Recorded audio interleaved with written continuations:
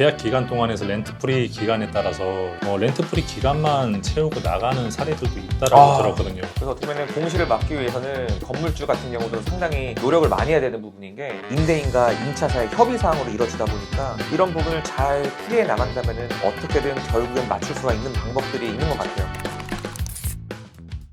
안녕하세요, 빌스트입니다. 현재 공실 때문에 걱정이신 분들이 상당히 많을 것 같아요. 그래서 공실을 해소할 수 있는 방법들에 대해서 얘기를 나눠볼까 합니다. 안녕하세요. 저는 노현호팀의 최강식 중개사라고 합니다. 반갑습니다. 네.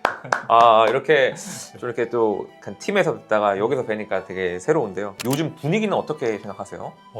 사실 다들 느끼고 계시겠지만 좀 임차 우위 시장인 것 같아요. 이전에부터 시작해서 계속 해왔을 때 임차인분들의 의사가 이렇게 강하게 적극적으로 나왔던 적은 처음인 것 같아요. 그래서 최근에는 임대인분께서 조금 조건에 많이 맞춰주시는 경향이 좀 있으신 것 같아요. 조건을 맞춰야지 계약이 되기도 하지만 보통 본인들이 받고 싶은 임대료가 있잖아요. 맞습니다. 네. 이 임대를 고수하면서 임차를 잘 맞출 수 있는 방법이 있나요? 사실 최근에는 이제 건물의 수익률을 위하셔서 이제 임대료는 좀 지키시고 렌트프리를 많이 주시는 방향으로 계약을 많이 하시기는 해요. 사실 그게 제일 좋은 방법인 것 같기는 하고요. 임차인분들도 그걸 잘 알고 오시더라고요. 이제 렌트프리를 얼마를 줄 수 있는지를 먼저 제안해 오시기 때문에 요즘 시장 같은 경우에는 좀 임대인분께서 조금 조건을 맞춰주시는 게 좀 빠르게 임대를 맞출 수 있는 방법이지 않을까 생각하고 있습니다. 네, 저도 그런 것 같아요. 요즘에는 되려 인테리어까지 지원을 해주시는 경우도 많잖아요. 맞습니다. 네. 그리고 렌트프리 같은 경우도 맞습니다. 많이 주시고, 근데 이런 부분에서 좀 문제가 될 소지도 있을 것 같아요. 렌트프리를 많이 준다고 하면은 맞습니다. 네. 어떤 문제가 있을까요? 계약 기간 동안에서 렌트 프리 기간에 따라서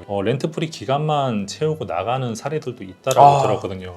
초반에 6개월을 뭐라도 주게 됐었을 때 이제 그분이 중도 퇴실을 하게 된다거나 그렇게 됐었을 때 임대인분께 너무 리스크가 크기 때문에 계약 기간에 있었을 때 렌트 프리를 초반에 주고 다음 연도에 준다던가 그런 식으로 좀 세팅하는 것도 고려를 해봐야 될 것 같습니다. 모든 계약들이 특약 사항이 임대인과 임차 사이 협의 사항으로 이루어지다 보니까 이런 부분을 잘 풀이해 나간다면은 어떻게든 결국엔 맞출 수가 있는 방법들이 있는 것 같아요. 말씀하신 방법이 상당히 좋은 것 같은데, 그러면 지금 강남에 공실이 많은 이유에 대해서는 뭐라고 생각하시나요? 불장 때 공급이 너무 많아졌던 것도 있는 것 같고요. 소형 오피스 같은 경우는 공유 오피스들이 너무 강하게 들어와 있다 보니까 그쪽으로 좀 수요를 많이 뺏기는 것 같기도 한데, 사실 이제 근본적인 거는 경기가 너무 안 좋아지다 보니까 투자가 위축돼서 임차 수요가 많이 줄어든 게 가장 크지 않을까 싶습니다. 제가 알아본 바에 의해도 20년도, 21년도, 22년도까지는 벤처캐피탈에서 스타트업에 투자를 되게 많이 했어요. 맞습니다. 네. 스타트업들은 그 돈을 지원을 받아서 강남의 소형 오피스에 들어왔는데, 지금 벤처캐피탈에서 지원을 안 하게 되고 있고 많이 축소를 하다 보니까 더 이상 스타트업들이 들어올 수 없게 된 거죠. 근데 그 시기에 공급이 부족했을 때 많은 분들이 밸류업 투자라고 해서 신축을 지었고, 근데 그게 지금 남아있고 지금도 많이 지어지고 있잖아요. 맞습니다. 그래서 이게 상당히 큰 리스크라고 생각하는데, 좀 이런 공실을 해소할 수 있는 임대인분 입장에서 좀 빠르게 임차인을 맞출 수 있는 방법을 생각해 보신다면 어떤 게 또 있을까요? 조금 어려운 얘기가 될 수 있겠지만 임대인분께서 기본적인 인테리어는 좀 해놓으시는 게 그래야지 좀 비교가 될 것 같아요. 일단 그런 조건을 채워놓으신 임대인분이 워낙 많다 보니까 애초에 없을 경우에는 좀 힘든 상황이 발생할 수 있고요. 공인중개사가 정확하게 인지를 하고 그 부분들을 임차사한테 좀 전달을 잘 해놔야지 임대를 맞출 수 있지 않을까 싶습니다.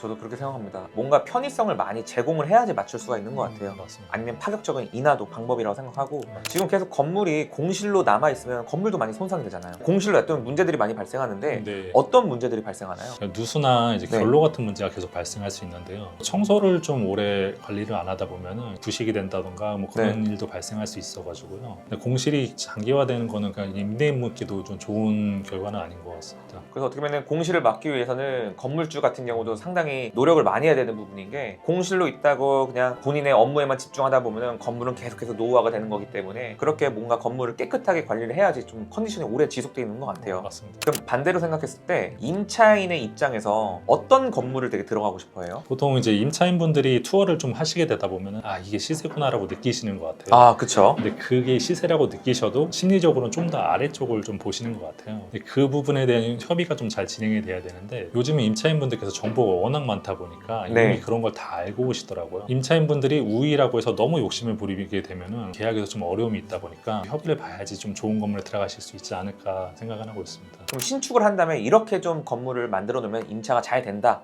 하는 부분이 있을까요? 층고가 높은 데를 좀 많이 선호하시기도 하고요. 창을 활용하시는 분들도 많으신 것 같아요. 답답함을 좀 최소화해서 직원들의 좀 스트레스를 좀 줄여주시고자 하는 부분들이 많으시고요. 기둥을 좀 최소화하는 식으로 신축을 하는 게 좋지 않을까.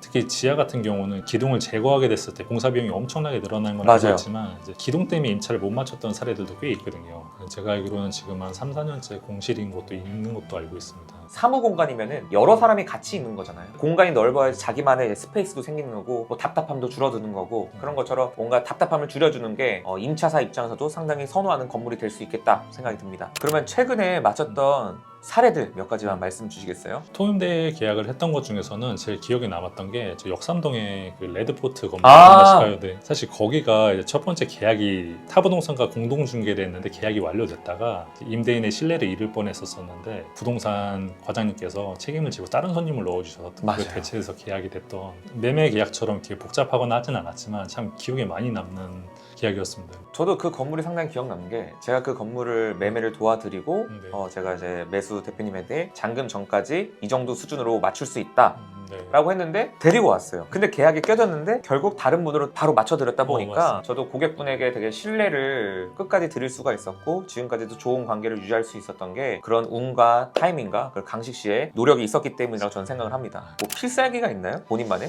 임차를 잘 맞추는? 계약을 진행하는 과정에 있어서 양측에 좀 네. 원하는 니즈가 있으시다 보니까 섭섭한 부분들이 생기실 수 있어요. 그렇죠. 계약 당사자분들 사이에서 네. 생기실 수 있는데 이제 그 부분을 좀 해소하려고 노력을 많이 하는데 그거를 많이 알아주시는 것 같으시더라고요. 네, 저도 그렇게 생각합니다. 저는 중개라는 직업이 단순 중개가 아니고 협상가라고 생각을 해요. 당연히 임차사, 임대인, 양측은 항상 생각하는 바가 다릅니다. 근데 서로 양보할 수 있는 부분들을 찾아서 서로 잘 연결하는 게 우리의 역할이라고 생각합니다. 맞습니다. 정확한 니즈 파악과 소통 이런 두 부분이 가장 중요한 것 같아요. 그래서 이제 앞으로 이제 곧 팀장이 되시잖아요.